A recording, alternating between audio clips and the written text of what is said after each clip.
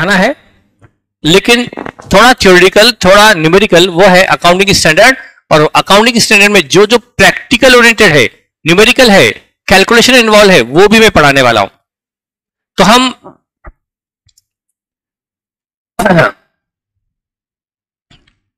जो पढ़ने वाले हैं वो क्या क्या चैप्टर पढ़ने वाले हैं और क्या क्या एज पढ़ने वाले, मैं उसमें टाइम वेस्ट करना नहीं चाहता हूं। मैं आपको सीधे कुछ पढ़ाना चाहता हूं। और मैं जो आपको पहला चैप्टर लेने वाला हूं, जो भी पहला चैप्टर लूंगा उसका मुझे बेस तैयार करना है। उस चैप्टर के साथ साथ मुझे उस चैप्टर के लिए मुझे आपको कुछ पढ़ाना पड़ेगा, वो है बैलेंस शीट। कंपनी की बैलेंस शीट कैसे बनाई जाती है, शायद आपने कभी पढ़ा हो। Schedule 3 of the companies act 2013। पहले शेड्यूल 6 हुआ करती थी, उसका नाम बदलकर हो गया schedule 3 of the companies act. तो हम शेड्यूल 3 से शुरुआत करते हैं कि क्योंकि इसके बगैर ये अकाउंट एडवांस अकाउंट नहीं होता। ये शेड्यूल 3 की बैलेंस शीट बहुत जगह काम आती है। मैं आपको बताऊं, पहला नंबर 1 हम एक चैप्टर पढ़ने वाले हैं बायबैक, उसमें बैलेंस शीट बनती है कंपनी की, वहां पढ़ना है बैलेंस शीट का काम, नंबर 1। नंबर 2 हम पढ़ेंगे अमालगमेशन एब्जॉर्प्शन, उसमें बैलेंस शीट बनती है। नंबर 3 हम पढ़ेंगे इंटरनल रिकॉन्सिलिएशन, उसमें बैलेंस शीट बनती है क्वेश्चन के बाद। Number 4 holding company, balance sheet बनती है। नंबर 5 अपने आप में एक चैप्टर ही है बैलेंस शीट का, पूरा चैप्टर ही है। बैलेंस शीट बनाना अलग से भी एग्जाम में आती है। तो मतलब 5 चैप्टर ऐसे हैं जहां आपको बैलेंस शीट बनानी होगी।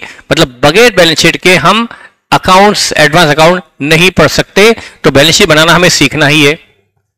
और बैलेंस शीट बनाना इसलिए भी सीखना जरूरी है कि बैलेंस शीट बनना भी चाहिए, सही भी बनना चाहिए और स्पीड से भी बनना चाहिए। क्योंकि जब क्वेश्चन में, एग्जाम में, पेपर में 3 बैलेंस शीट आ जाती है तो एग्जाम में उस पेपर को मैनेज करना डिफिकल्ट हो जाता है। उसको टाइम मैनेजमेंट के पॉइंट ऑफ व्यू से भी दिक्कत आती है कि 3 बैलेंस शीट आपको एक साथ बनानी है एक ही पेपर में 3 घंटे में।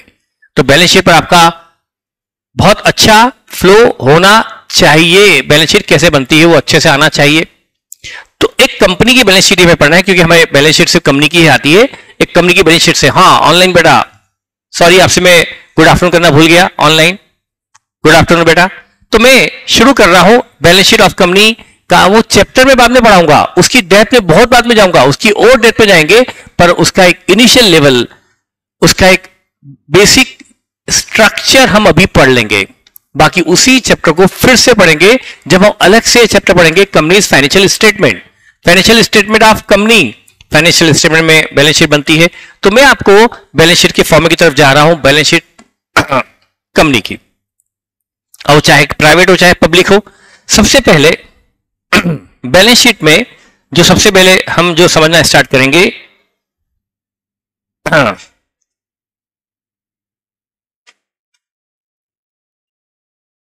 Balance sheet of a company. Balance sheet of a company as per schedule 3। इसका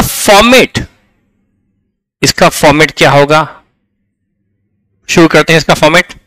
सबसे पहले बैलेंस शीट ऑफ जो भी कंपनी का नाम है, लिमिटेड, XYZ लिमिटेड। इसके बाद नीचे क्या आता है, balance sheet of XYZ limited, नीचे क्या लिखूं, एज ऑन। तो बेटा आप अपनी जगह सही हो कि आपको एज ऑन पता है, लेकिन आपने एज ऑन लिखा और ये क्वेश्चन 10 मार्क का है तो आपका 1 नंबर इमीडिएटली कट हो जाएगा, क्योंकि एज ऑन लिखना काफी पहले हट चुका है। एज ऑन की जगह अब एज 31 मार्च 2024 आएगा। एज ऑन गलत मान लिया गया, एज 8 सही माना गया। वजह है, देखिए थोड़ा सा मेरे बारे में मैं बदनाम हूं चीजों को क्या होता है ये तो मैंने बता दिया कि एज ऑन नहीं एज 8, लेकिन क्यों होता है इसको बताने के लिए थोड़ा मैं बदनाम हूं। इसको कुछ लोग बहुत पॉजिटिव मानते हैं कि सर हमें हर चीज का लॉजिक मिलता है, और कुछ ही इसी को तकलीफ मानते हैं कि सर इतना हमारे भेजे में नहीं जाता, सर इतना लॉजिक समझ में नहीं आता। क्यों का जवाब मत दो, बस आपको बता दो सर क्या होता है। भाई ये मैंने बता दिया कि एज ऑन नहीं एज 8 वर्ड यूज करना है, नहीं तो नंबर कटेंगे। किसी भी बैलेंस शीट में एज ऑन नहीं कर सकते, एज 8। देखिए बेटा P&L पूरे साल भर का होता है, P&L के लिए लिखा होता है बेटा, P&L में लिखते हैं P&L फॉर द ईयर। इसमें सेल होती है पूरे साल भर की, परचेज होती है साल भर की, एक्सपेंस भी होते हैं, तो वो P&L होता है फॉर द ईयर। लेकिन बैलेंस शीट पूरे साल भर की नहीं होती। बताओ ये बैलेंस शीट 31 मार्च 2024 की मतलब कब की है? ये 31 मार्च 24 की बैलेंस शीट है, ये 31 मार्च 24 तक की है या उसी दिन की है?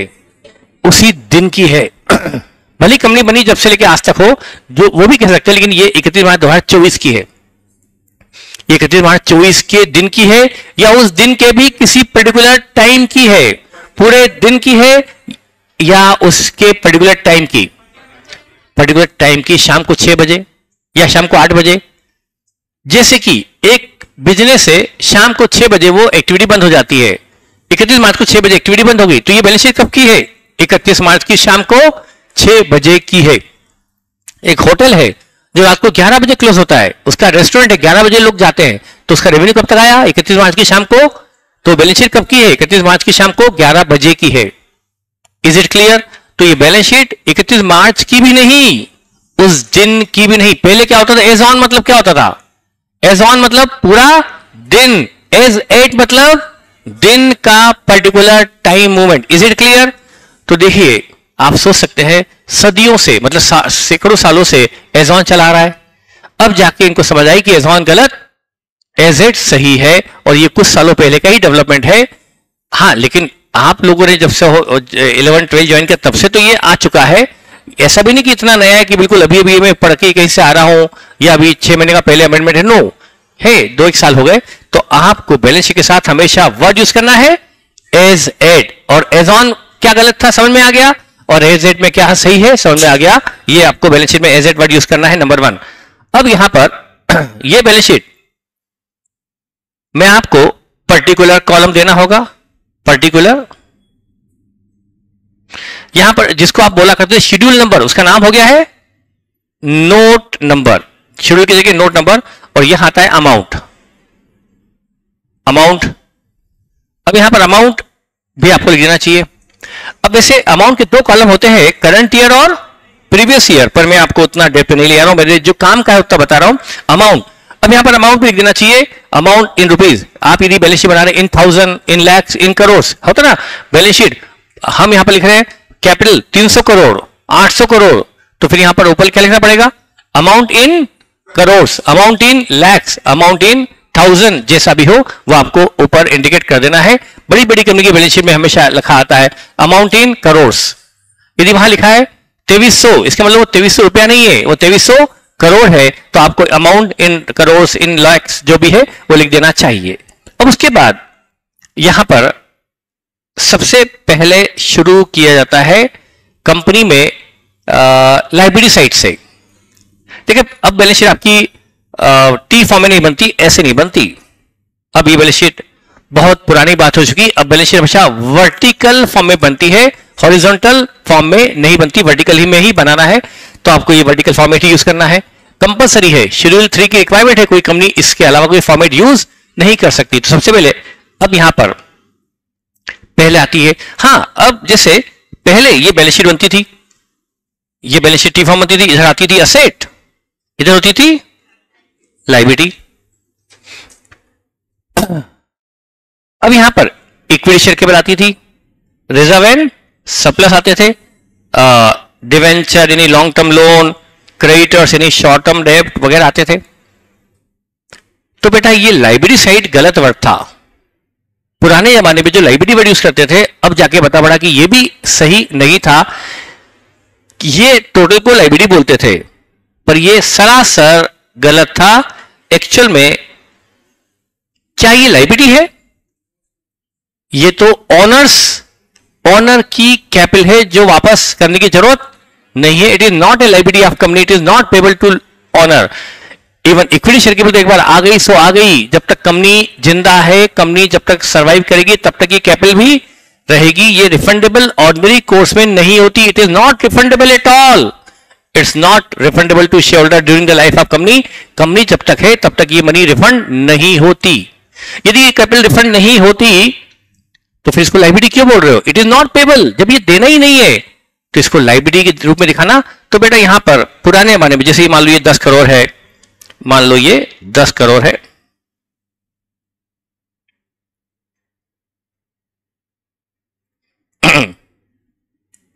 मान लो ये कैपिटल 10 करोड़ है और ये 20 crore, debenture and creditor 20 crore, capital 10 crore, तो आप बोलते थे 30 करोड़ की लायबिलिटी। भाई 30 में से 10 तो लायबिलिटी ही नहीं है, ये तो आपको रिफंड करना ही नहीं है। तो बेवजह आप अपनी लायबिलिटी साइड को इन्फ्लेटेड दिखाया करते थे, बढ़ाकर दिखाया करते थे, जो गलत है। तो capital is not a liability at all. तो अब इस लायबिलिटी वर्ड को करेक्ट किया गया। अब वर्ड यूज किया जाता है equity and liability side rather than only equity liability. Now we have to use term equity and liability. ये जो आपका ब्रेक राउंड में है इट इज इक्विटी एंड जो रिमेनिंग है it's your liability, it's liability of company which is payable. चाहे वो short term में पेबल है, चाहे वो लॉन्ग टर्म में पेबल है, पर यही वो अमाउंट है जो पेबल है, वो तो पेबल ही नहीं है। रिजर्व, रिजर्व तो शेयर होल्डर का है, उनका है। इसमें से मैं शेयर होल्डर को डिविडेंड दूं या ना दूं जरूरी नहीं। It is not liability of company, ये देना जरूरी नहीं है कंपनी के लिए ये पे करना ही पड़े। और इक्विटी की तो रिफंड ही नहीं होती है। तो जब ये कैपिटल रिफंडेबल नहीं है, ये लायबिलिटी नहीं है, तो इसको लायबिलिटी साइड की वर्ड तो क्या वर्ड यूज करेंगे? अब टर्म ये यूज नहीं की जाती। लायबिलिटी टर्म यूज करना जो हम किया करते थे बैलेंस शीट की लायबिलिटी साइड में कंपनी की, वो अब गलत माना जाता है। अब आपको क्या वर्ड यूज करना है? Equity and liability. इसका सॉफ्टवेयर मुझे करेक्ट करना होगा, इतना टाइम रबिंग में नहीं लगना चाहिए। पहले तो टच होते ही पूरा रब हो जाता था। सॉफ्टवेयर इश्यू है, मैं कुछ करता हूं। एक्चुअली मैं टेक्नोलॉजी के मामले में थोड़ा वीक हूं।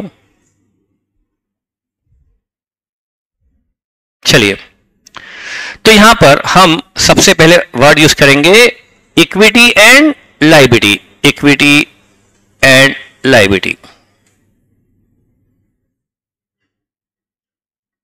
ये आपका हेडिंग है इक्विटी लायबिलिटी।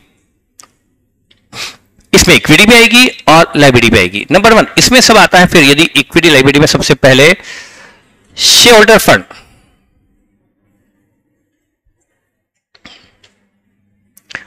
इक्विटी लायबिलिटी पहले ए पार्ट में आएगा इक्विटी और सेकंड में आएगा लायबिलिटी। लायबिलिटी दो तरह की होती है।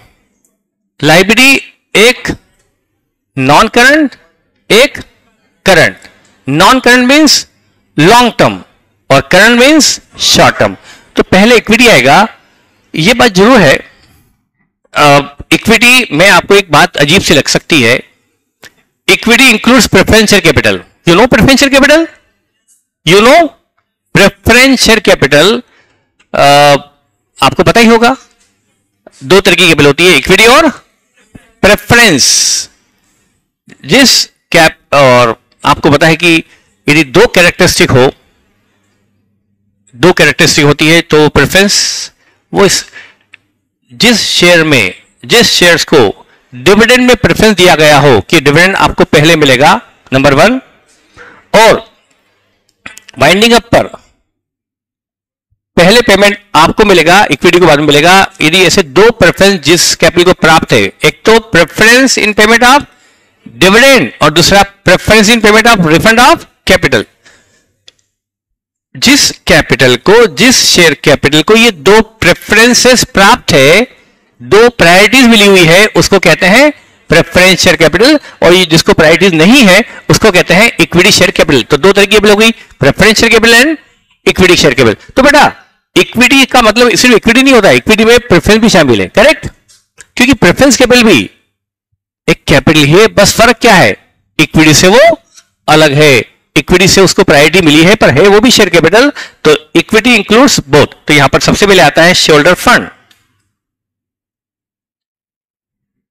शेयर होल्डर फंड यानी ऑनर्स फंड। इसमें नंबर 1 शेयर कैपिटल, इसका नोट नंबर 1 बनता है। और इसमें आता है reserve and surplus. Reserve and surplus. Note number 2, share capital and reserve and surplus. Share capital और reserve and surplus. Number 1 share capital. हाँ, फिर से बताता हूं प्रेफरेंस शेयर कैपिटल के बारे में। शेयर कैपिटल, अब शेयर कैपिटल का नोट 1 बनेगा। इसमें दो तरह की बिल आएगी, इक्विटी और रेफरेंस। मैं कंपनी हूं, आप लोगों को लास्ट जो रो है ऑफलाइन, आपको मैंने कहा कि मैं आपको शेयर इश्यू कर रहा हूं। अच्छा चलो एक काम करते हैं, आप ऑफलाइन है, ये ऑनलाइन है। आपको मैंने एक शेयर इश्यू किए, और इनको भी इस शेयर इश्यू किए। आप लोग को, ऑनलाइन वालों को मैंने कहा, ऑफलाइन वालों को, कि मैं ये जो दूसरे, आप एक इक्विटी है, ये बी इक्विटी है, ये आप ए शेयर केबल है, ये बी शेयर केबल है। आपको मैंने दो प्रायोरिटी दे दी कि ये जो है बी वाले, कंपनी जब माइंड अप होगी, कंपनी खत्म होगी, मैं असेट बेचूंगा, मैं कंपनी हूं, मैं असेट बेचूंगा। असेट बेचकर सबसे पहले पेमेंट करूंगा मैं आउटसाइड लायबिलिटी का, क्रेडिटर हुआ, लोन हुआ, डिवेंचर हुआ, मैं असेट से सबसे पहले पेमेंट करूंगा आउटसाइड लायबिलिटी का, पहले पेमेंट करूंगा। आउटसाइड लायबिलिटी का पेमेंट हो गया, अब आउटसाइड निपट गए, फिर भी मेरे पास असेट बची है, तब नंबर आता है शेयर होल्डर का। अब आता है पेमेंट शेयर होल्डर। अब शेयर होल्डर में कौन पहले, एक आप हैं, एक ये भी है। मैंने आपको कह दिया आपको कि मैं पहले पेमेंट आपको करूंगा असेट में से। हाँ, लायबिलिटी पेमेंट आपके पहले होगी, लायबिलिटी के बाद अब आपको पहले पेमेंट होगा, और आपके पेमेंट के बाद असेट बचेगी तो मैं इनको पेमेंट करूंगा। तो ये क्या हो गया, प्रायोरिटी यानी preference in repayment of capital. Number 1 preference ये हो गया। नंबर 2, कंपनी में प्रॉफिट हुआ, मैं प्रॉफिट में से डिविडेंड बांटना चाहता हूं, मैं कंपनी हूं, पहले डिविडेंड मैं आपको दूंगा, आपको डिविडेंड देने के बाद प्रॉफिट बचेगा तो इनको प्रॉफिट बांटूंगा, इनको डिविडेंड दूंगा। तो मैंने आपको दो प्राथमिकताएं दी हैं, तो प्रायोरिटीज दी हैं, 2 preferences. Number 1 preference, preference in repayment of capital, and second one is preference in payment of dividend. तो ये प्रेफरेंस जिनको दिया गया वो प्रेफरेंस शेयर कैपिटल, और जिनको ये दो प्रायोरिटी नहीं दी गई वो हो गए इक्विटी शेयर कैपिटल।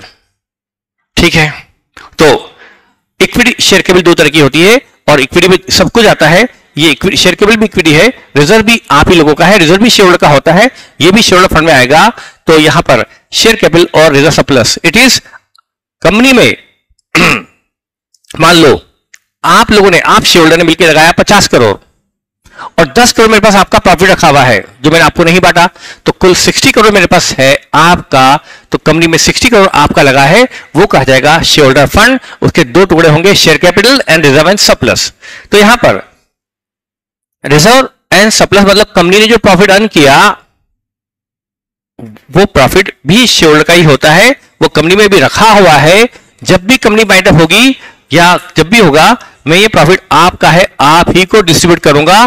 तो ये है रिजर्व एंड सरप्लस। ये रिजर्व सरप्लस भी शेयर होल्डर का होता है, इवन इक्विटी शेयर होल्डर का होता है, तो वो भी शेयर होल्डर फंड में आता है। तो ये है शेयर कैपिटल और दूसरा reserve and surplus. Is it clear?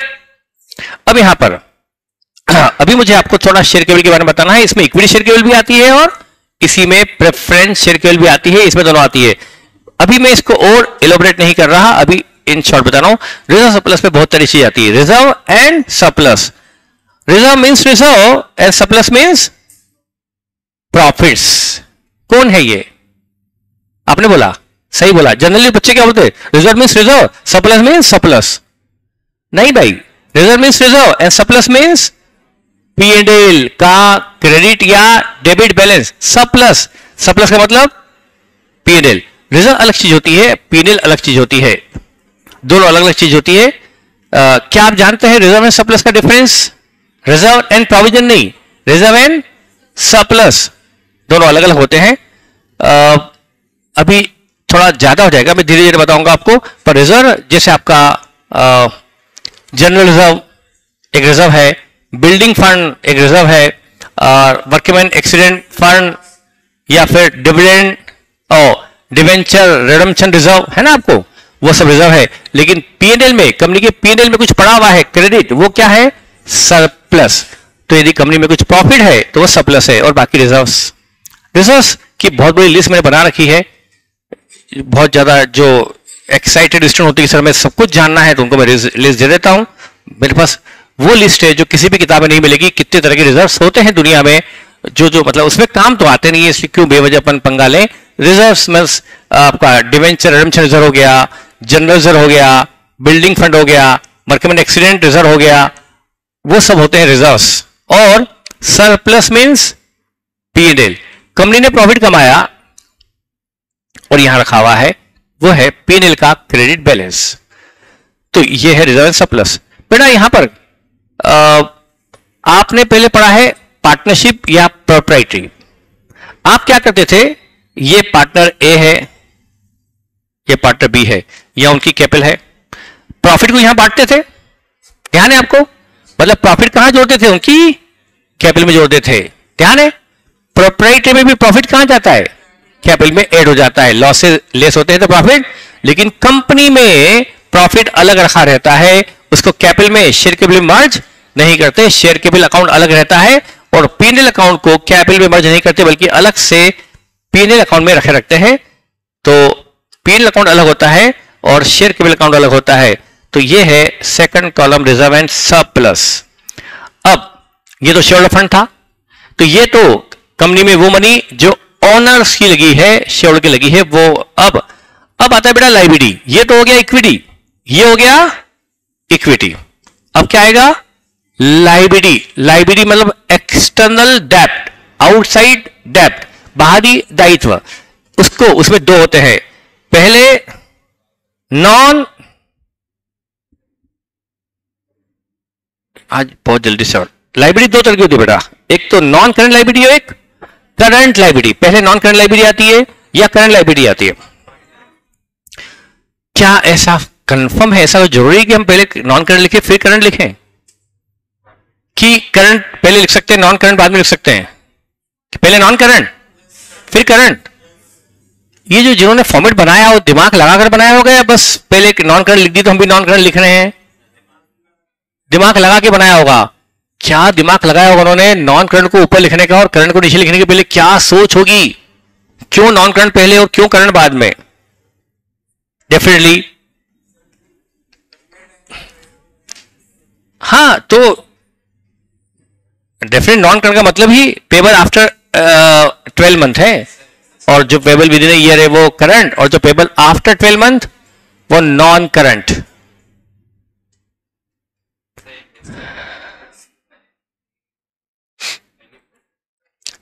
देखिए मैं बता दूं आपको, क्योंकि फॉर्मेट बनाने वालों ने क्या सोच कर ये फॉर्मेट बनाया होगा। ये जो ऑर्डर है ना, कि ये पहले ये ऑर्डर है इन द, ये जो लिखा गया ना, in the order of permanency.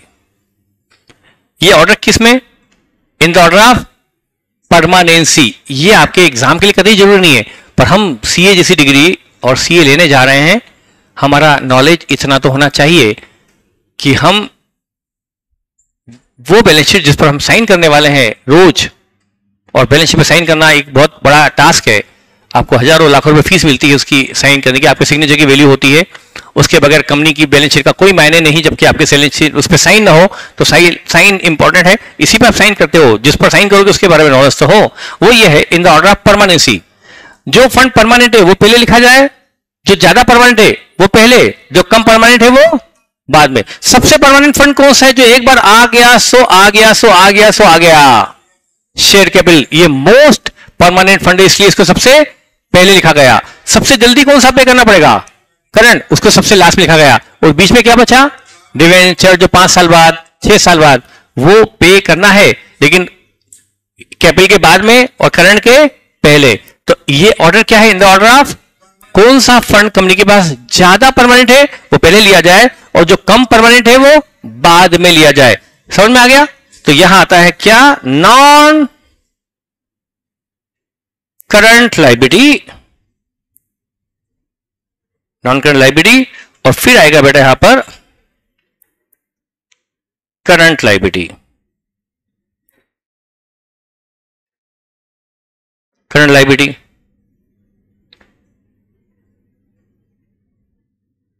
इस तरह से यहां पर टोटल आता है, नॉन करंट लायबिलिटी और करंट लायबिलिटी, और ये है इन द ऑर्डर परमानेंसी। जो सबसे परमानेंट है वो सबसे पहले, जो थोड़ा कम परमानेंट है वो बाद में, और जो सबसे कम परमानेंट है जो जल्दी ही पेबल है, जो with in 10 month, with in 8 month, with in 6 month, with in 2 month payable है, ये कम परमानेंट है, तो ये है करंट लायबिलिटी, ये है in the order of permanency. अब नॉन करंट लायबिलिटी में क्या क्या आता है, नॉन करंट लायबिलिटी में क्या क्या आता है उसका भी थोड़ा नॉलेज होना जरूरी, क्योंकि बैलेंस शीट जब बनाने जाएंगे तो इसका नॉलेज होना जरूरी। इसमें सबसे पहले आएगा long term borrowing, long term,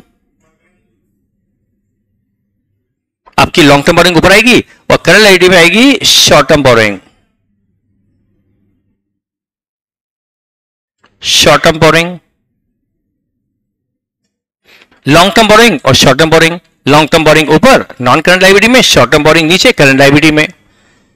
इसमें दो पार्ट करने पड़ते हैं, सिक्योर्ड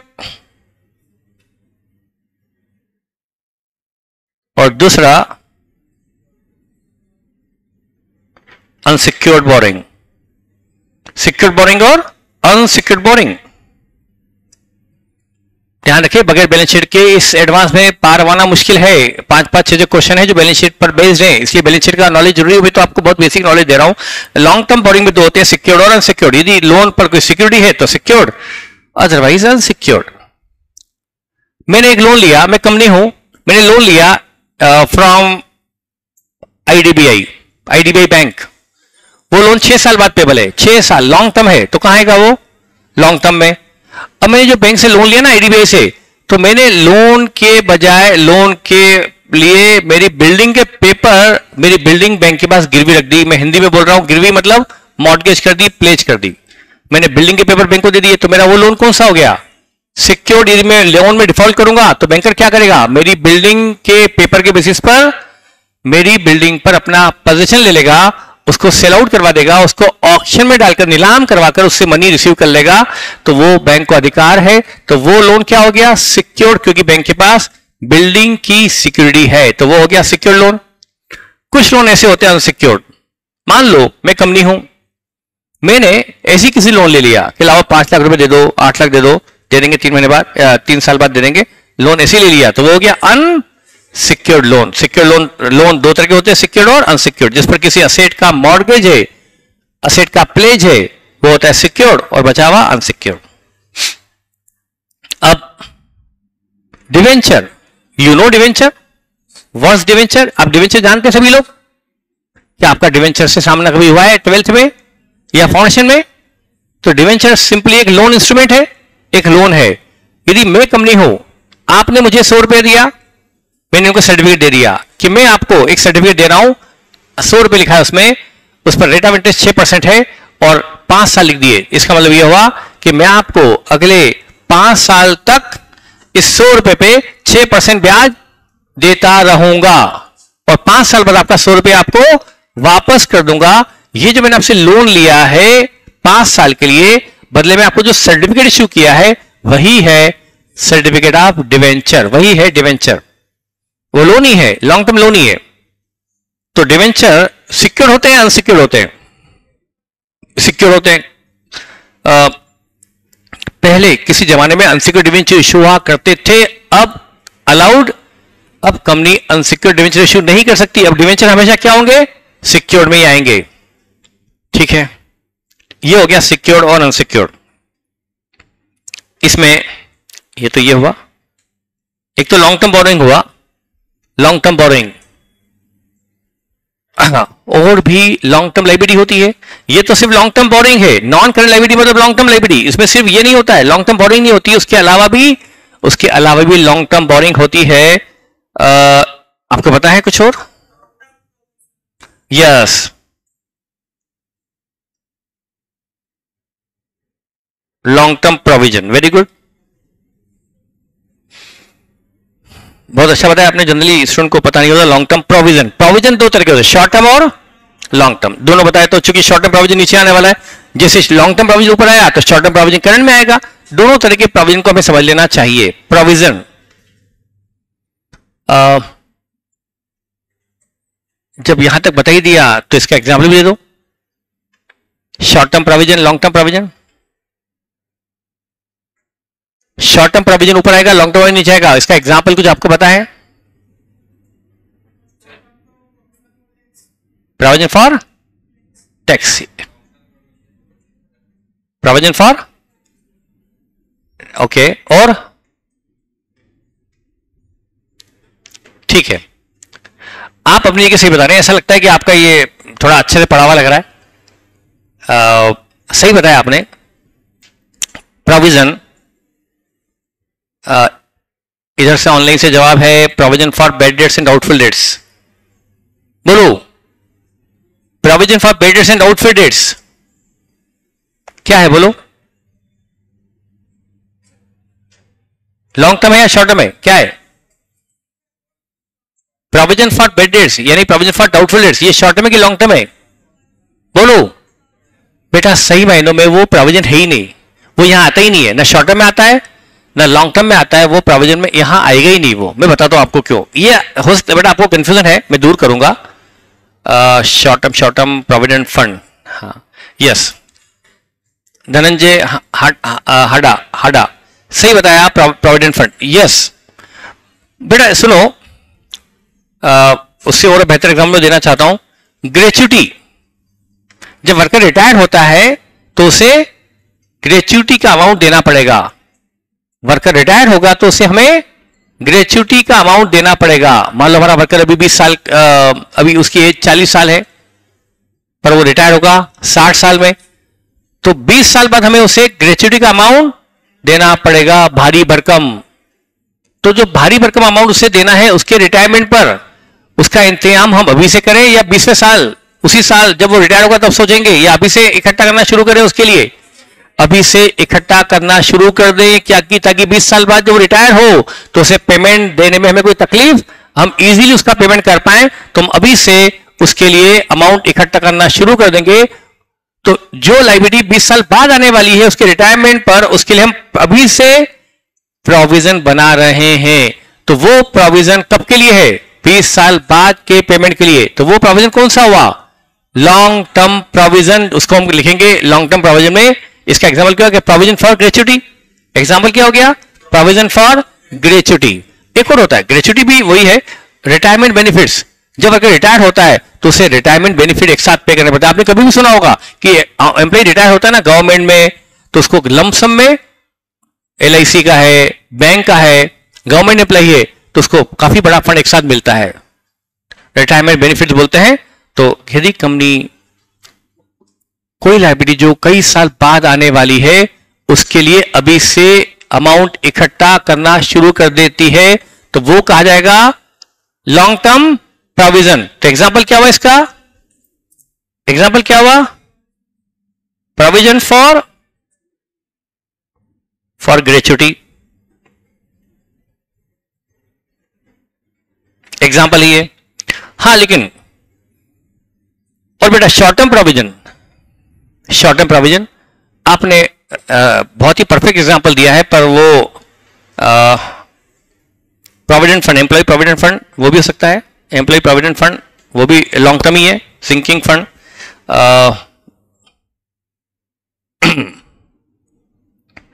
नहीं, मैं आपके कंफ्यूजन दूर कैसे करूं? हाँ, प्रोविजन फॉर टैक्सेशन तो बिल्कुल सही है। शॉर्ट टर्म यहां पर भी लिखने वाला हूं,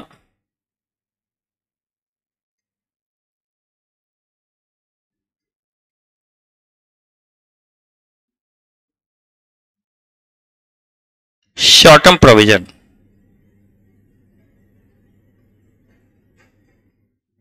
शॉर्ट टर्म प्रोविजन मेरे दिमाग में कई सारी चीजें आ रही है, कुछ कंफ्यूजन को लेकर है। देखिए, एक बोल रहा है कि सिंकिंग फंड, सिंकिंग फंड कोई प्रोविजन नहीं, वो तो एक फंड है, वो तो रिजर्व सरप्लस में आता है, यहां आता है बेटा। सिंकिंग फंड तो ये आएगा रिजर्व एंड सरप्लस में, वो तो कोई लायबिलिटी नहीं।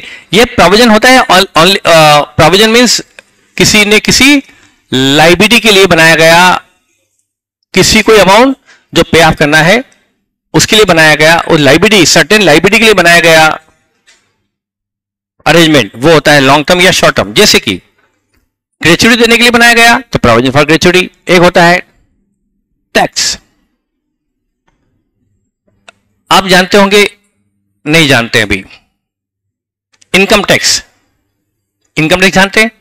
हर कंपनी को अपनी इनकम पर टैक्स देना पड़ता है अराउंड 25% से। एक्चुअली 100 रुपए प्रॉफिट कमाया, 25 रुपए गवर्नमेंट को टैक्स भरना है। तो जो टैक्स भरना है वो कब? 2-4 साल बाद या जस्ट आगे जल्दी ही? इनकम टैक्स 2-4 साल बाद भरना पड़ता है, जल्दी ही भरना पड़ता है? जल्दी ही भरना पड़ता है, विद इन ए ईयर भरना पड़ता है। तो वो जो टैक्स हमें भरना पड़ेगा गवर्नमेंट को, कंपनी की अपनी इनकम पर जो टैक्स बन रहा है वो टैक्स जल्दी ही पे करना पड़ेगा। कंपनी ने उसके लिए भी प्रोविजन बना रखा है, टैक्स पे करने के लिए बना रखा है। प्रोविडेंट ग्रेच्युटी तो पे करना है रिटायरमेंट पर इनकम टैक्स पे करना है अभी जस्ट अगले साल, विद इन 12 मंथ। तो टैक्स के लिए बनाया गया प्रोविजन मतलब शॉर्ट टर्म प्रोविजन, और ग्रेच्युटी के लिए बनाया गया provision means long term provision. तो ये बहुत अच्छा एग्जांपल आपने दिया है, प्रोविजन फॉर इनकम टैक्स।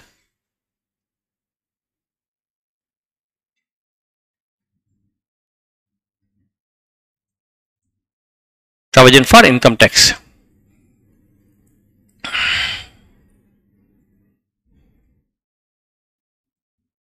बोलिए बेटा। प्रोविजन फॉर डेप्रिसिएशन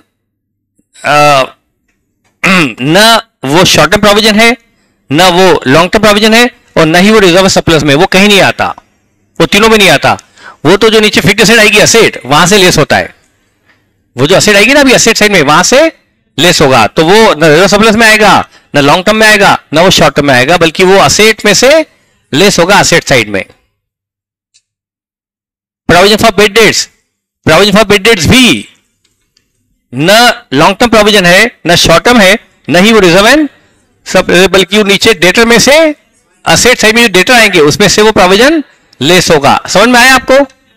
तो बहुत चीजें अलग अलग हैं। प्रोविजन फॉर डिस्काउंट है, प्रोविजन फॉर बेड डेट्स है, वो सब डेटर में से लेस होंगे। हाँ, सिंकिंग फंड, शायद आपको पता है, डिवेंचर रिडम्पशन फंड पढ़ा है क्या 12th में या फाउंडेशन में? पढ़ा है? डिवेंचर रिडम्पशन फंड ना पढ़ा हो तो बोल दो, ताकि मैं उसका भी रेफरेंस ना लूं। डिवेंचर रिडम्पशन फंड मतलब डिवेंचर होल्डर को 5 साल बाद रिडीम करना है, उसके लिए हमने अभी से पैसा इकट्ठा करना शुरू कर दिया, उसके लिए बनता है डिवेंचर रिडम्पशन फंड। पर यदि बेटा मैं जब तक आपको उसका नॉलेज ना हो, उसके बारे में कैसे बता सकता हूं कि वो क्या है? जब वही पता नहीं कि वो क्या है तो उसका नेचर कैसे डिफाइन करूं? तो मुझे आपको भी, मैं वहां जाऊंगा तो उलझ जाऊंगा मैं। मुझे बताने के लिए बहुत कुछ है, पर वो डिवेंचर रिडम्पशन फंड वो आता है इधर रिजर्व एंड सरप्लस में आता है। पर वो तो रटवानी बात वाली बात होगी। सिंकिंग फंड भी वहीं आता है, रिजर्व एंड सरप्लस में आता है।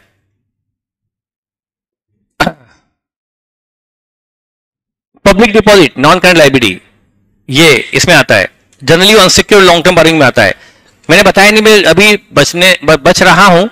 पब्लिक डिपॉजिट आप बोल रही है नॉन करंट लायबिलिटी, बेटा वो आता है अनसिक्योर्ड लोन में। एक चीज उन्होंने पूछी है ऑनलाइन से, मैंने मतलब पूछी नहीं, उन्होंने बताई है मुझे। एवन जिया जैन ने, आपने सही बोला, public deposit is a non current liability, actually long term borrowing है, वो भी अनसिक्योर्ड। पब्लिक डिपॉजिट ये भी एक चीज है। जैसे मैं कंपनी हूं, मैंने डिवेंचर इश्यू किए, बाकायदा उसका पूरा पेपर फॉर्म रेडी होती है, रेट तय होता है, ड्यू डेट तय होती है कि मैं आपको 5 साल बाद रिफंड करूंगा, तब तक आपको इंटरेस्ट देता रहूंगा, उसका सर्टिफिकेट भी इशू करूंगा, वो होता है डिवेंचर बाय लीगल फॉर्मेलिटी। उसके लिए उस पर लगती है डिवेंचर इशू गाइडलाइन। क्या लगती है? डिवेंचर जो है उस पर कंपनी की एक गाइडलाइन है, क्या है? डिवेंचर इशू गाइडलाइन, वो अप्लाई। पर मैंने डिवेंचर इशू कर दिए, लोन ले लिया, वो ठीक है, वो सिक्योर लोन है। अब मुझे लोन और चाहिए, अब मैं इतनी फॉर्मेलिटी में नहीं पढ़ना चाहता। मैंने पब्लिक से कहा, मिस्टर ए मुझे 10 लाख दे दो, उस पर मैं आपको 8% ब्याज दूंगा। मिस्टर बी तुम मुझे 5 लाख दे दो, ये डिवेंचर नहीं बस एक लोन है। मैंने एक ऑफर फेंका मार्केट में, आ जाओ मैं आपको 11% ब्याज देने वाला हूं, जिसको मनी मेरे पास जमा करनी है जमा कर जाओ, और ये मनी 3 साल बाद रिफंड कर दूंगा, तब तक मैं आपको 11% ब्याज देता रहूंगा। ये पब्लिक से लिया गया डिपॉजिट है जो मुझे पे करना है। जनरली वो अनसिक्योर होता है, तो पब्लिक से लिया गया deposit, that is called public deposit. Generally वो, पहली बात तो वो हमेशा 2-4 साल के लिए होता है, हमेशा वो नॉन करंट होता है, वो लॉन्ग टर्म बोरिंग है, और वो भी अनसिक्योर्ड में आएगा। तो इसका एग्जांपल आपने सही बताया। इसमें सिक्योर्ड का एग्जांपल है डिवेंचर। और इसका एग्जाम्पल है पब्लिक डिपॉजिट। ये एग्जाम्पल अच्छा है। सिक्योर्ड लोन डिवेंचर एक सिक्योर्ड लोन का अच्छा एग्जाम्पल है, क्योंकि अनसिक्योर्ड डिवेंचर कंपनी इश्यू नहीं कर सकती, लेकिन पब्लिक डिपॉजिट जनरली अनसिक्योर्ड होते हैं। अब मैं उसका 10 लाख खा जाऊं ना, तो मेरे पास उसके पास कोई सिक्योरिटी नहीं है, वो कोर्ट केस करेगा, पर कोई असेट का गारंटी नहीं है, किसी असेट के मॉर्गेज के पेपर उसके पास नहीं है, तो उसका लोन थोड़ा खतरे में तो है। डिवेंचर होल्डर का लोन खतरे में नहीं है, उसके पास तो किसी न किसी असेट की सिक्योरिटी है, तो वो सिक्योर्ड है डिवेंचर, और पब्लिक डिपॉजिट जनरली होते हैं अनसिक्योर्ड। बोलिए बेटा। हाँ, और कोई डाउट?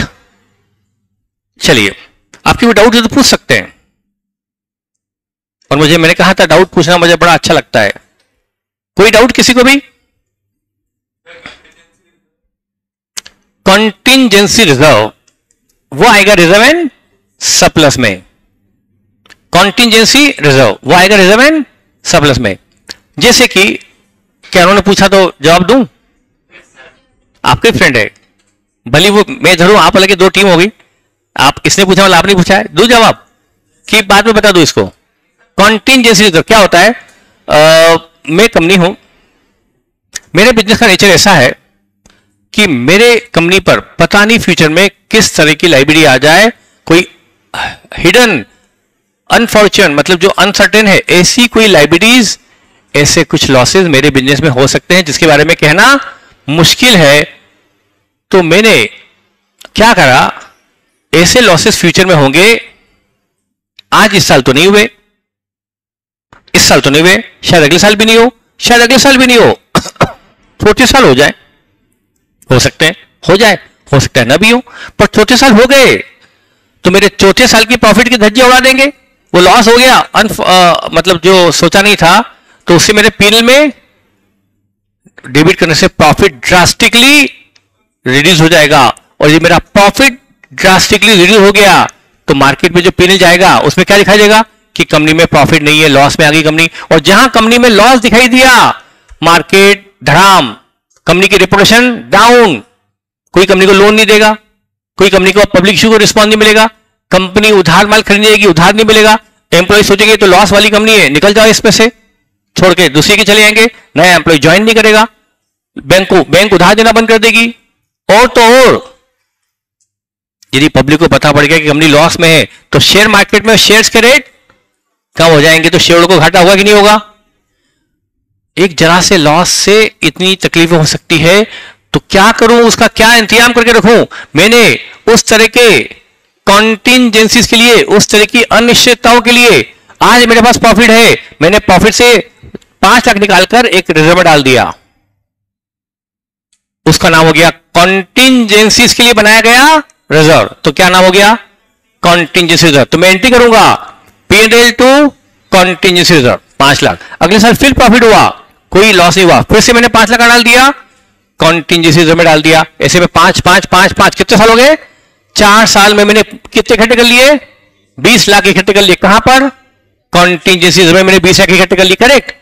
5वें साल वाकई मेरे कंपनी में एक कोई इंसिडेंट हुआ, एक्सीडेंट हुआ, लॉस हुआ, और वो लॉस 11 लाख का हुआ। मैंने वो 11 लाख का लॉस कहां से सेटअप कर लिया? कॉन्टिंजेंसी रिजर्व से सेटअप कर लिया, इसलिए वो लॉस मुझे पीएल में डेबिट नहीं करना पड़ा। तो मेरे प्रॉफिट की पिक्चर बिगड़ी क्या? चौथे 5वें साल की नहीं बिगड़ी। मैंने उस लॉस का बर्डन कितने साल पे फैला दिया? 4 साल पे फैला दिया, तो उससे मेरा लॉस का बर्डन 1 साल पे ना आते हुए 4 साल पे फैल गया। तो ऐसा यदि मैंने कोई रिजर्व बना रखा है तो उसका नाम क्या हो गया? कॉन्टिंजेंसी रिजर्व, जिसके लिए मुझे पता नहीं क्या हो जाए, कुछ भी मुझे पता नहीं कि क्या होगा, ये होगा कि ये होगा कि ये होगा कि ये होगा कि ये होगा, पता नहीं, तो मैंने एक बना दिया कॉन्टिंजेंसी रिजर्व। हां, लेकिन मान लो एक होता है मेरे बिजनेस में, बाकी तो पता नहीं, फायर का रिस्क है। मेरा बिजनेस का नेचर क्या है? फायर हो सकती है, ऐसा मेरा बिजनेस है। तो मैंने उस रिस्क को कवर करने के लिए बना लिया फायर फंड। क्या बना लिया? फायर फंड या फायर रिजर्व। तो अब वो रिजर्व सिर्फ किसके लिए है? फायर के होने वाले लॉसेस के लिए, तो वो कहा जाएगा फायर फंड, वो भी रिजर्व है सरप्लस ही है। उसकी भी एंट्री होगी P&L debit to fire fund, P&L debit to fire fund. तो मैं अब प्रॉफिट क्या कर रहा हूं? निकाल के कहां पर रख रहा हूं? फायर फंड में। तो मैंने आप शायद मैं ज्यादा ऊपर ना चले जाऊं, पर मैंने फायर फंड बना लिया। अब यदि मैंने फायर का इंतजाम मैंने खुद ने कर लिया तो मुझे शायद फायर की इंश्योरेंस पॉलिसी लेने की जरूरत नहीं रहेगी, मैं प्रीमियम बचा लूंगा। समझ में आया? अब मुझे बीमा कंपनी को प्रीमियम देने की जरूरत, क्योंकि प्रीमियम तो किसके जेब में चली जाती है? मान लो मैं ज्यादा ऊपर तो नहीं चला गया, नहीं वैसे तो यहां बैठा हूं, ये इनके कॉन्टिजेंसी रिजर्व से मुझे कुछ आप जहां मुझे बोलोगे ना वहां पर मेरे पास आगे बढ़ने के लिए बहुत कुछ है। फायर फंड, 2 मिनट बेटा, बीमा, मैं बीमा कंपनी से फायर का बीमा कराऊं तो मुझे 2 लाख की प्रीमियम देनी पड़ेगी एनुअल। 2 लाख दिए, फायर नहीं हुआ, बीमा कंपनी का हो गया, मेरी जेब से 2 लाख गया कि नहीं गया? अगले साल 2 लाख फिर दिया, कोई फायर वायर नहीं हुई, 2 लाख बीमा कंपनी को गया। ऐसे में प्रीमियम दिए जा रहा हूं 5 साल में कितनी प्रीमियम दे दी? 10 लाख। वो गई बीमा कंपनी, मेरे जहां से 0/100 ना था, कुछ नहीं बचा, बीमा कंपनी के पास 10 लाख चला गया। इसकी बजाय में 2 लाख की प्रीमियम निकाल कर बैंक में पटक देता, 2 लाख क्या प्रॉफिट निकाला, इन्वेस्ट कर दिया, फिर 2 लाख का प्रॉफिट निकाला, दूसरे साल बीमा कंपनी को देने की बजाय इन्वेस्ट कर दिया, फिर 2 लाख निकाला, एफडी कर दी, फिर 2 लाख निकाला, 5 साल में कितना हो गया? 10 लाख प्लस इंटरेस्ट 11-12 लाख हो गया होगा। अब यदि मेरे पास फायर हो जाए तो बताओ वो लॉस के लिए मेरे पास 12 लाख की एफडी है कि नहीं? तो मुझे बीमा कंपनी से क्लेम लेने की जरूरत बची क्या? और ये बाय द वे लॉस नहीं हुई तो 12 लाख मेरा अपने पास है, और हो गया तो मैं लॉस उस 12 लाख की एफडी से कवर कर लूंगा। तो ये होता है सेल्फ इंश्योरेंस। क्या बोलते हैं? Self insurance. उसके लिए क्या बनता है? Fire fund. तो फायर फंड सिर्फ किसके लिए है? फायर के लिए। वर्कमैन एक्सीडेंट फंड, वर्कर का एक्सीडेंट हो जाए तो मुझे क्लेम देने के लिए मैंने फंड बना लिया, तो वो क्या हो गया?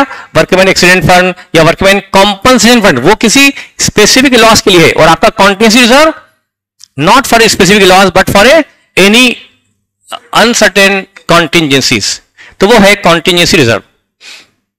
ठीक है, तो मैंने फर्क बता दिया क्या होता है कॉन्टिजेंसी रिजर्व, और वो कहां आएगा? रिजर्व एंड सरप्लस में। वो प्रॉफिट है, यदि कल कोई इंसिडेंट नहीं हुआ तो प्रॉफिट तो हमारा अपने पास ही रहेगा ना, तो रिजर्व एंड सरप्लस का हिस्सा। वो कोई लायबिलिटी नहीं, किसी को पे नहीं करना है, वो तो लॉस हुआ तो हम उससे सेट ऑफ करेंगे, और नहीं हुआ तो ये प्रॉफिट हम शेयर को बांट देंगे, तो रिजर्व सरप्लस है, कोई लायबिलिटी नहीं कि मुझे किसी को देना है। यदि मैंने बना रखा है workman accident fund, workman accident fund या वर्कमैन कॉम्पनसेशन फंड, तो मुझे ये कोई लायबिलिटी नहीं कि देना ही है, वर्कर का एक्सीडेंट हुआ तो दूंगा, नहीं हुआ तो ये प्रॉफिट में शेयर को बांट दूंगा, वो भी हमारा रिजर्व एंड सरप्लस ही है, वो कोई लायबिलिटी नहीं है। करेक्ट? लेकिन ग्रेच्युटी वो तो मुझे देना ही है। एक्सीडेंट देना ही है क्या? कि एक्सीडेंट हुआ तो देंगे, नहीं हुआ तो नहीं देंगे, एक्सीडेंट हुआ तो देंगे, नहीं तो एक्सीडेंट फंड कोई लायबिलिटी नहीं बल्कि एक रिजर्व है। लेकिन ग्रेच्युटी फंड देना तय है, वर्कर रिटायर होगा ही और उसे देना ही होगा, तो वो है लायबिलिटी। पर वो कौन सी? Long term. इनकम टैक्स देना ही है, अनसर्टेन है, देना ही है, पर वो जल्दी ही देना है, इसलिए वो शॉर्ट टर्म प्रोविजन। ग्रेच्युटी देना ही है, वो लॉन्ग टर्म प्रोविजन। लेकिन एक्सीडेंट कोई लॉन्ग टर्म या शॉर्ट टर्म प्रोविजन नहीं बल्कि रिजर्व एंड सरप्लस का हिस्सा है। Is it clear? हाँ, और कोई डाउट? बोलिए बेटा।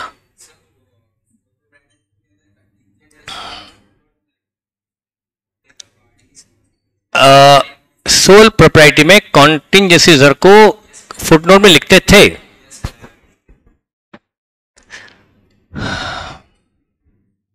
देखिए बेटा, पहली बात तो प्रोप्राइटी की बैलेंस शीट का कोई फॉर्मेट ही नहीं है, ना पार्टनरशिप की बैलेंस शीट का फॉर्मेट है, ना प्रोप्राइटी की। जब प्रोप्राइटी में फॉर्मेट ही नहीं है तो वहां फुटनोट में कहां आता है? वहां फुटनोट में नहीं आता। बैलेंस शीट, कंपनी की बैलेंस शीट में आता है कॉन्टिजेंट लायबिलिटी। किस में आता है? कंपनी की बैलेंस शीट के नीचे क्या आएगा? जब बैलेंस शीट बन जाएगी तो क्या आएगा? बाहर बैलेंस शीट, कंपनी के बैलेंस शीट के बाहर आता है contingent liability by way of footnote. Propriety में भी नहीं आता, पार्टनरशिप में भी नहीं आता, सिर्फ कंपनी में आता है, पर वो आता है कंपनी की बैलेंस शीट के बाद by footnote, that is called contingent liability. वो तो में भी आया ही नहीं, वो तो लास्ट में आएगा। ठीक, अब देखिए, अब जो कि आपने विच इज ऑनलाइन में भी धनंजय का क्वेश्चन है, विच लायबिलिटी शोन अंडर फुटनोट। बेटा कौन सी लायबिलिटी को हम फुटनोट में शो करते हैं? वैसे अभी ये तो हमारी वो लायबिलिटी आ गई जो हमने बुक्स में ले ली। अब मैं आपको बता ही दूं, जैसे आपने भी क्वेश्चन कर लिया, आपने भी कर लिया, तो कॉन्टिजेंट लायबिलिटी बैलेंस शीट के बाहर आती है। समझिएगा,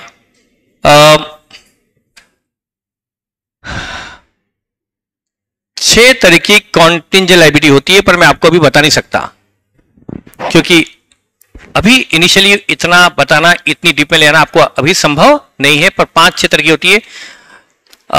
मैंने तो आज सुबह पढ़ाई है कॉन्टिंजेंट लायबिलिटी 6 तरह की होती है, मैंने आज सुबह पढ़ाई है क्रैश बेस में। आपके लिए मैं बता दूं होती क्या है कॉन्टिंजेंट लायबिलिटी। वो लायबिलिटी जो बैलेंस शीट में नहीं ली गई, जो बुक्स में नहीं ली गई, जिसके लिए प्रोविजन नहीं बनाया इसलिए वो बुक्स में नहीं है, पर वो लायबिलिटी कंपनी पर आ सकती है, उसको भी दिखाना आवश्यक माना गया है एज पर कंपनीज एक्ट में। समझाता हूं क्या, मैं एग्जांपल की समझाता हूं, बेहतर होगा। मान लो मैं कंपनी हूं, मेरे एक वर्कर है, मान लो वर्कर मोबाइल पे बात कर रहा था, आधे घंटे से बात किए जा रहा काम छोड़कर, बात करते करते वो कब गेट खोल के बाहर चला गया उसको पता नहीं किससे बात कर रहा था, बेहोशी में। पता नहीं, इसे आदमी बेहोश होकर बात तो किससे करता है, अपने जीएफ से करता है, और किससे करेगा, जीएफ मतलब ग्रैंडफादर से। तो यह जो भी समझ लो, और वो बात करते करते गेट के बाहर निकल गया, उसको होश ही नहीं है, वो गेट के बाहर पता नहीं गेट रोड क्रॉस करके चला गया, वहां मेन होल गड्ढा था कीचड़ का, वो गड्ढे में गिर गया, उसका हाथ टूट गया। अब उसको कंपनी से वो एम्प्लॉय मांगता है कि मुझे 3 लाख का हर्जाना दो, मेरा हाथ टूट गया, 3 लाख का हर्जाना दो। कंपनी पर सूट फाइल कर दिया, कंपनी ने नहीं दिया। अब कंपनी पर जो सूट फाइल किया है 3 लाख के कॉम्पनसेशन के लिए, कोर्ट में वो मैटर अभी तय नहीं हुआ, उसका डिसीजन नहीं आया, अभी उसका अवार्ड पेंडिंग है। अवार्ड मतलब फैसला पेंडिंग है। अब क्या करूं मैं? और आप जानते हैं आपका जो एक 11th क्लास का कॉन्सेप्ट था बेटा, प्रूडेंस, हमें पॉसिबल लॉसेस के लिए प्रोविजन, तो मैं इस 3 लाख के पॉसिबल लॉस के लिए compensation is loss for me, तो मुझे उसके लिए प्रोविजन बनाना चाहिए बोलो। लेकिन मेरे एडवोकेट कहते हैं चिंता मत करो, हमने उसकी कॉल डिटेल निकाल ली है, वो पिछले 2 घंटे से अपने गर्लफ्रेंड से बात कर रहा था, ये ड्यूरिंग वर्क नहीं था, इवन इसका मिसकंडक्ट है, ये काम के वर्क ड्यूरिंग वर्क इसका एक्सीडेंट नहीं हुआ, तो हमारी गलती नहीं है, हमें 1 रुपया भी इसको देने की जरूरत नहीं पड़ेगी, हमने इसकी कॉल डिटेल निकाल ली है, 2 घंटे से लगातार बात कर रहा था ये, उस दौरान इसका एक्सीडेंट हुआ है और कंपनी की फैक्ट्री के बाहर हुआ है, और इसके बाहर का कोई काम ही नहीं है इसका, इसे बाहर जाना अलाउड भी नहीं था, फिर भी चला गया, तो हमें 1 रुपया देना नहीं पड़ेगा। पूरा कॉन्फिडेंस है हमारे एडवोकेट को कि 3 लाख देना नहीं पड़ेगा। तो फिर मैं, जब मुझे 3 लाख देना नहीं पड़ेगा तो ये मेरे लिए प्रोबेबल लॉस नहीं है, तो मैं इसके लिए प्रोविजन क्रिएट नहीं करूंगा। I will not, as a company I will not create any provision for this loss, क्योंकि ये मेरे लिए प्रोबेबल लॉस ही नहीं है, तो आई will not create any provision for this loss, it is not probable for me. तो फिर वो लॉस में यहां कहीं प्रोविजन में नहीं लूंगा, बुक्स में है ही नहीं, तो बैलेंस शीट में लॉस नहीं आया। लेकिन शेड्यूल 3 बोलती है कि कम से कम बैलेंस के बाहर तो दिखा दो भाई, तो 3 लाख में कहां दिखा दूंगा, रफ में बैलेंस शीट के बाहर बाय वे ऑफ फुटनोट, पर वो कंपनी की बैलेंस शीट में होता है, प्रोप्राइटरी में नहीं, पार्टनरशिप में नहीं, सिर्फ कंपनी में। नहीं, प्रोप्राइटरी में तो हो नहीं सकता, बट वैसे मेरे प्रोप्राइटरी पढ़ा है, वर्षों हो गए, पर मैं श्योरली बोल सकता हूं कि वहां पर कॉन्टिनेंट लाइब्रेरी दिखा दो, अलग बात है, पर दिखा दो, देखो दिखाने से कोई नहीं रोकता। आप कंपनी की बैलेंस शीट भी ऐसी बनती है, प्रोप्राइटरी की बना दो ऐसी, आप कोई नहीं रोकेगा आपको, पर फॉर्मेट तो नहीं है ना, कंपल्सन तो नहीं है ना वहां पर। तो वो 3 लाख में कहां दिखाऊंगा, चूंकि मैंने उसके लिए कोई प्रोविजन क्रिएट नहीं किया है, तो वो मैं कहां दिखाऊंगा, बुक्स में या बुक्स के बाहर, बुक्स के बाहर और बैलेंस शीट के बाहर दिखा दूंगा बाय वे ऑफ फुटनोट। उसको बोलते हैं कॉन्टिंजेंट लायबिलिटी, जो मैंने रिकॉग्नाइज नहीं की है, ठीक है, नंबर 1। लेकिन यदि मेरा एडवोकेट कहता है कि भाई हमें मतलब हमारे खिलाफ भी फैसला आ सकता है, हमें 3 लाख देना भी पड़ सकता है, 50-50 चांस है, हो सकता है 40-50 चांस की देना पड़े, तो फिर अब मुझे देना पड़ भी सकता है, तो मुझे अब चाहिए कि मैं इसके लिए प्रोविजन क्रिएट कर लूं, तो मैं एंट्री करूंगा P&L to provision for compensation, P&L to provision for, ये पेबल अभी नहीं है, अभी सिर्फ प्रोविजन है, अभी कोर्ट का फैसला नहीं आया, इसको पेबल थोड़ा मान सकता हूं, अभी क्या है प्रोविजन। तो मेरी एंट्री क्या होगी? P&L to provision for compensation. वो प्रोविजन मेरा आएगा शॉर्ट टर्म प्रोविजन में, क्योंकि फैसला जल्दी ही आने वाला है। तो वो कहां आएगा? वो प्रोविजन फॉर लायबिलिटी है, मुझे देना पड़ सकता है, तो वो है प्रोविजन फॉर कॉम्पनसेशन ही आ जाएगा। Is it clear?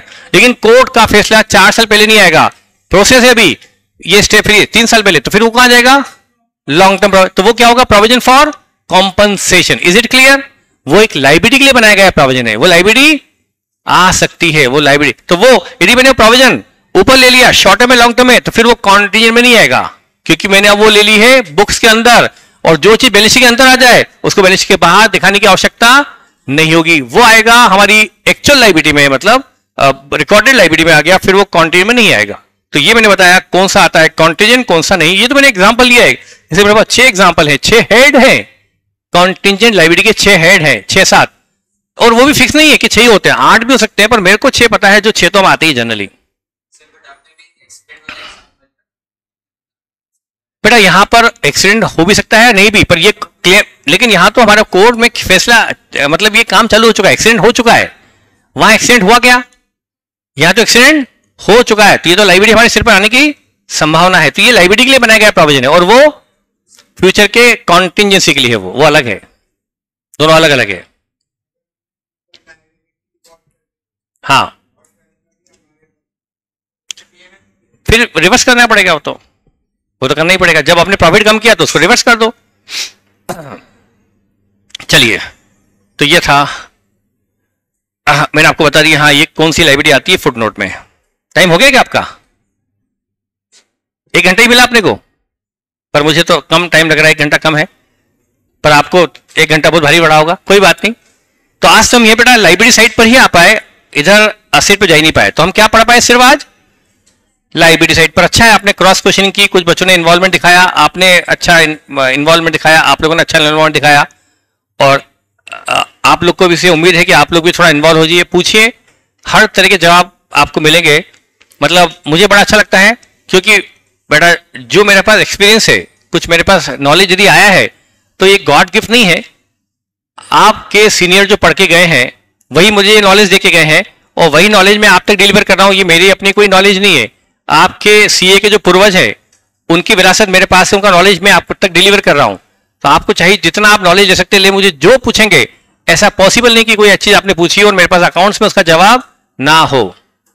हाँ, मैं आपसे 10 चीज पूछूंगा और आपके पास जवाब नहीं, ये पक्का है, लेकिन आप पूछे और ना हो ऐसा पॉसिबल नहीं है। मैं तो आपसे कई चीज पूछ सकता हूं जिसका जवाब आपके पास नहीं होगा, पर मुझे हर चीज ने पहले बोल दिया था कि सर वो भूल कर भी क्लास में डिस्कस मत करना। आप वो आपने शुरू दिन आप बताते हो यूनिक पॉइंट, 11वीं के क्वेश्चन, 11वीं के पॉइंट आप यहां पर रेस करते हो और बच्चे बता नहीं पाते हैं, और बता नहीं पाते और समझ भी नहीं पाते, तो बोलते हैं बच्चे कि यार सर तो क्या पढ़ा रहे हैं, समझ ही नहीं आता। जबकि वो आपके 11वीं के फंडामेंटल पर कुल्हाड़ी होती है, वो आपने जो सोच रखा है उसको मैं गलत प्रूव करता हूं, पर बच्चा उसको एक्सेप्ट नहीं कर पाता, हजम नहीं कर पाता कि मैंने 11वीं पढ़ी, 12वीं पढ़ी, फाउंडेशन में 13वीं पढ़ी, 3 साल पढ़ने के बाद 3 साल तक जो चीज पढ़ती रही, ये टीचर आया और एक दिन में बोलता है कि सब गलत है, ये तुम्हें गलत आता है, ये सही नहीं है, तो कोई हजम नहीं कर सकता। तो उसने पहले मुझे पूछ लेना, उससे आके अभी पूछना, अभी फोन करके पूछो कि सर ने बोला था पढ़ा दूं उसको, तो उसने बोला सर भूल के भी मत पढ़ाना वो चीजें, आप तो वो पढ़ाओ जो बहुत इजी हो, वो चीजें जो आपकी टेक्निकल है, जो एक्स्ट्रा नॉलेज है, जो बच्चों को पुरानी चीजों को के बारे में ऊपर रेक्टिफिकेशन है, वो आप बताना ही मत भूल के। तो मैंने वो बताना बंद ही कर दिया, वही चीजें हैं जो जरूरी है उतना ही बताता हूं, पर भी आप पूछेंगे तो मैं बताऊंगा। ठीक है, कोई डाउट हो तो पूछेगा बेटा, बाकी हम कल मिलेंगे। Thank you for listening. वाना।